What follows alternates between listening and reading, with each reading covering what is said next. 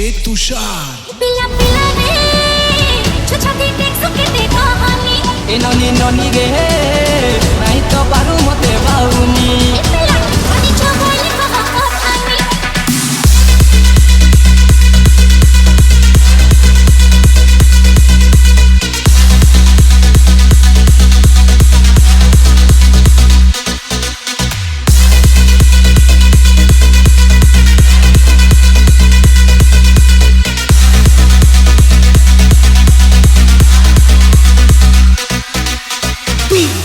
विकास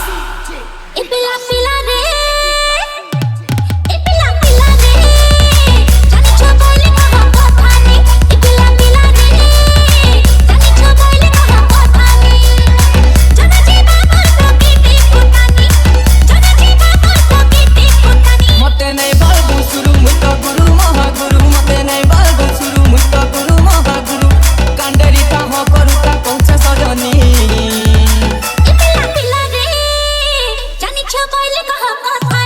ए ननी ननी रे बहुत सुनु जीवु कथानी पिला पिला रे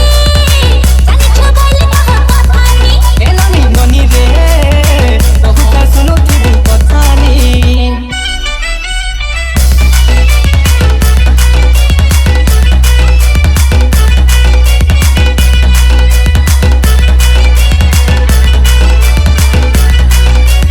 डीजे तुषार ए मुई समलपुरी गा भेड़िया तुई का ए मुई समलपुरी गा भेड़िया जा दर्पण देखबे कथा कहुथिले कथा निभे कानी छटा मारुथिले बढ़िया